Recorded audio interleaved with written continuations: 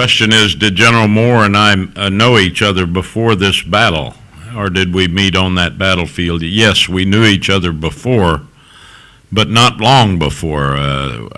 He ran an operation, his battalion, to the east of Play Me Special Forces Camp, I think 3 days before going into Landing Zone X-ray.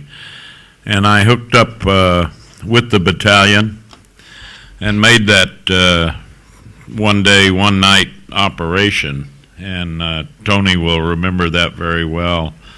Maybe Joe too. We went into, I remember a long hot walk in the sun up in the mountains, and we went into a very remote and isolated Montagnard village where the folks lived in the longhouses on stilts. And as we came in there, I saw a wizened little old man come out onto the porch or the front portico of the longhouse, buttoning an old French army tunic and waving a little tricolor French flag. He thought the friends of his youth had come back. And we did a med cap there, treated some wounds. I also recall that somewhere in one of the preps, an Army helicopter had fired one of those rockets, 275 rockets, and had terribly wounded a Montagnard child. And the father came to the medics with this baby, and it was determined that the kid had to be evacuated to a hospital. And they were back and forth on the radio, and they said, well, you got to bring him down to Pleiku to a civilian hospital. The Army can't take care of this kid. I thought, well, if you did it, you ought to take care of it, but that was not the way it worked. So it was determined that they would medevac this child. The father had to go with it on the helicopter.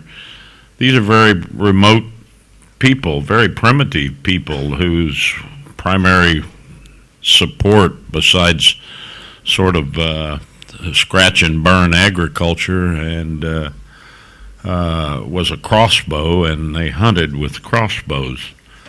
And so all of this scurrying around, getting the father ready to take this baby on an Army helicopter.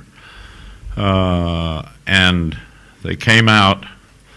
He had it looked like a quarter of an animal of some kind, a chunk of meat about yay big, and that was going to be his rations, and the baby's, I assume, because in a South Vietnamese hospital, civilian hospital in those days, the family had to come, and they had to bring their own food, because otherwise you didn't get fed, and nobody took care of you.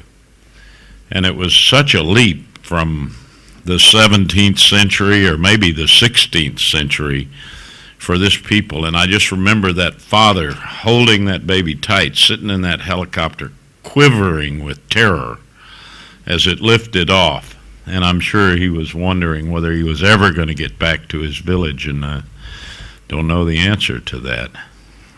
But we marched together on that operation. I spent the night out with the battalion, and it stood me in good stead, because 3 days later when the fight started and I wanted to get in there, I couldn't.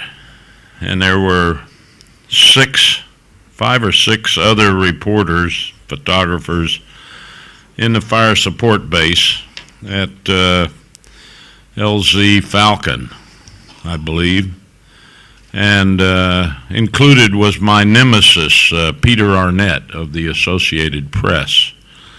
And I had an edge. I had marched with the battalion, and I spotted and recognized Hal Moore's S3, his operations officer, Matt Dillon, and I grabbed him and I said, Matt, I need to get in there. And he said, Joe, he said, I'm going in as soon as it's dark with a couple of helicopters full of ammo and water, but I can't take you without Colonel Moore says so. And I said, well, get him on the radio. And I followed him. We went into a little GP medium tent, which was the battalion rear. And he got on the radio, and in the middle of the fight, he's talking to the colonel, and he's telling him, I'm coming in, here's who's coming, here's what I'm bringing. And he said, oh, by the way, that reporter Galloway wants to come in too. And Hal Moore, God bless him, said, if he's crazy enough to want to come in here and you got room, bring him along. Good call, Colonel.